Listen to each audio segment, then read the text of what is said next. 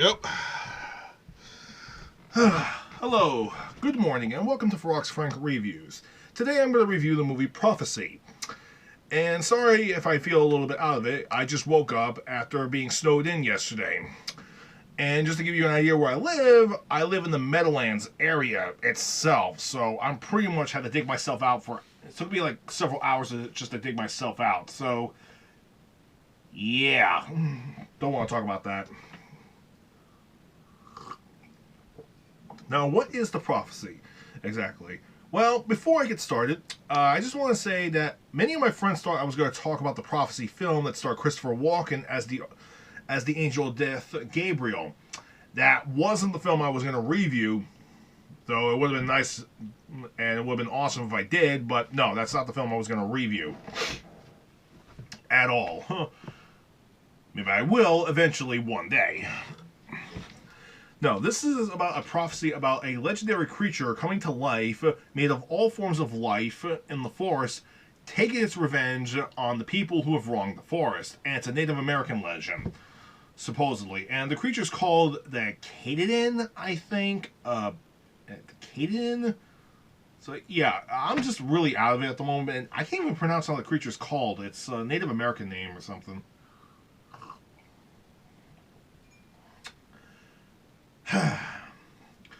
Anyway, the movie is about about a man from the EPA, his wife, who's in a symphony orchestra. And if I mispronounce the word sympathy, please forgive me. I am really out of it. Also, people from a logging company and tribesmen from a Native American tribe, and all this takes place in Maine, in the logging industry. And it's basically about Native Americans versus the logging industry for destroying the forest and for deforestation. Now, before you get any ideas, this has nothing to do with Stephen King, alright? Just getting that out of the way, because when people think of horror films in Maine, they usually think of Stephen King automatically. This has nothing to do with Stephen King. Far from it. I'm going to do a Stephen King film tomorrow. Sort of. It's kind of complicated. Now, the movie is basically about follows the EPA man and his wife just settling into the forest area, just him writing out reports, and he notices several things that are wrong. Okay, aside from the fact that there's obviously people that obviously both the tribesmen and the lumberjacks are trying to kill each other. Yeah, like there's literally like a fight scene with a chainsaw that you think it's going to be out of the Texas Chainsaw Massacre, and this film takes place in 1979, and yeah, we were this close to seeing somebody getting split in half with a chainsaw. But, nope. This is a PG movie. I shit you not. This is 1970s PG, so this means it's close to being PG-13 halfway through the R rating, so, yeah. Yeah. Just imagine letting your kids watch this film and saying, "Oh, don't worry, Mommy, it's Like, don't worry, Mommy, the movie's PG." And it's relatively very scary. Yeah, this movie doesn't pull any punches. There's actually a scene where we see a monster actually kill a family of campers, in a sense. We have a father, a teenage daughter, and a young kid, and they get mauled. And they don't skimp on it either. Okay, maybe they skimp a little bit on it, though, because there's actually a segment where the young boy is in a knapsack. He's jumping around like an idiot. The monster just smacks him, and he flies right into a rock, and the freaking bag he's in explodes, and you see nothing but confetti. If this movie was R-rated, we would have saw blood and guts coming out of that. So obviously, they held back on that. Maybe because they didn't want to see a kid get murdered, unlike today, where they don't give a flying fuck, where it's like, yep, if we're going to kill a kid, we're going to kill a kid. And this movie was made back in the 70s, not the 80s, so the 80s, they didn't give a flying fuck either. So just by a couple of years, we missed out on that. But, let's see. How to properly analyze this movie even more? Well, like I said, it follows the EPA scientist and his wife, and they're trying to figure out what's going on with the forest, and they notice several things that's wrong with it, aside from, like, the blood, aside from, like I said earlier, the tribesmen and the lumberjacks trying to kill each other. There's something wrong with the animals, too. Like, we have we have wild raccoons that are just going batshit crazy on a bloodlust spree, and they don't even have rabies, which is very weird. And while the man's fishing, he sees giant catfish and he sees giant trouts and tuna fish, the size that are the size of a 3-foot long gator in a sense. Okay, with catfish, it's not that uncommon because there are giant catfish out there, but okay, with a tuna, it's like say about yay big or so, but he sees one that's like really, really fucking big, like 11 feet long that eats a couple of ducks. So kind of crazy. So after he deals with a couple of raccoon incidents, like he actually winds up sending samples to the EPA, and he does wind up talking to the tribesmen, even though he was told not to. But he needs to get both sides' arguments. See, that's the difference. He likes to get the sides of both arguments.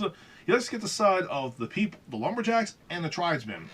And the tribesmen shows him even more this interesting things. Like, for one thing, giant plants that are uprooted and are, 10 times their normal size. Tadpoles, like little froggy tadpoles, they're like, say, that big, the size of a bullfrog. And they all notice a couple of things. Like, they notice there's a bunch of dead logs in the river, in the ponds and the rivers, and they usually kept there for storage.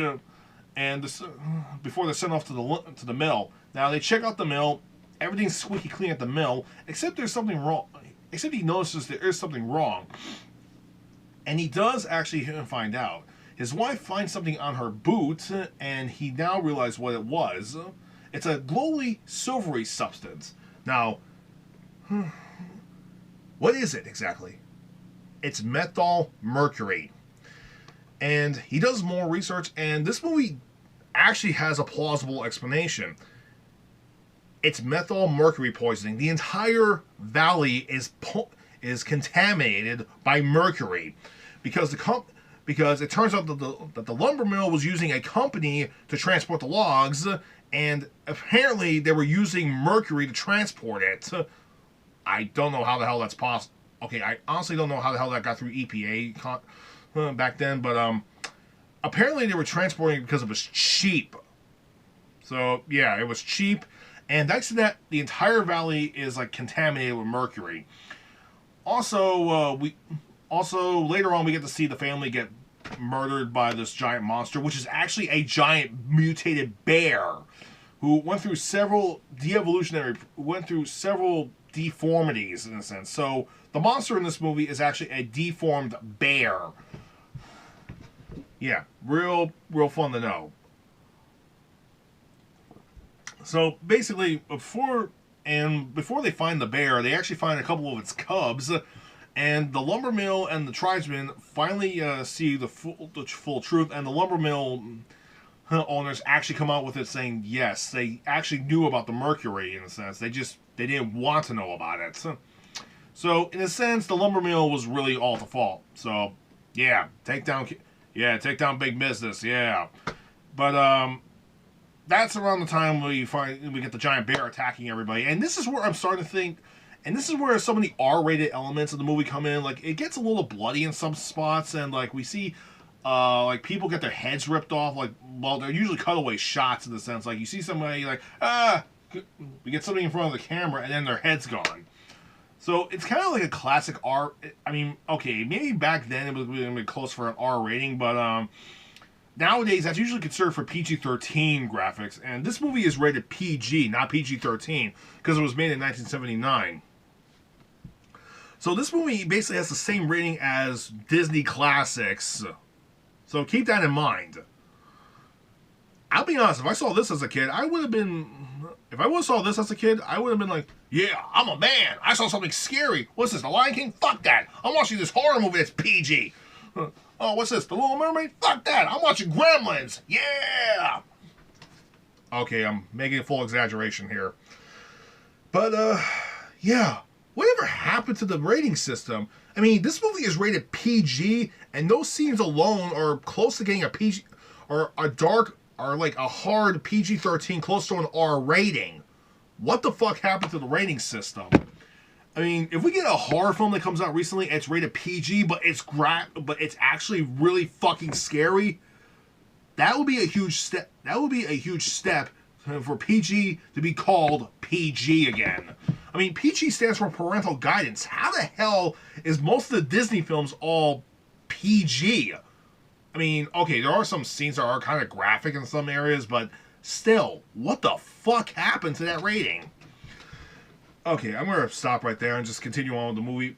But, alright, so, aside from, like, they survived the bear attack, okay, one of the lumberjack guys, the owner of the lumber mill, he tries to go to the radio station, but the bear ends up fighting him, and he gets killed. I should make mention that the guy who plays the owner of the lumber mill is also the same actor from the John Carpenter's The Thing. He's the same guy who actually gets his arms bitten off by the Thing, like close towards the end of the movie. So yeah, kind of interesting to know. I have 2 movies with that guy, where one film he gets mauled by a mutant bear, the other one he gets his arms bit off by an extraterrestrial shape-shifting monster.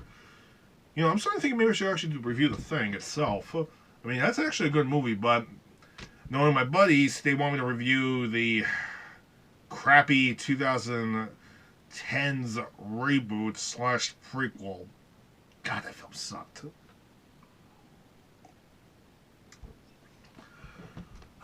But either way, the scientist and the tribesmen, they actually do wind up going back to his cabin, but they keep running to the damn bear, and the bear is killing everybody off.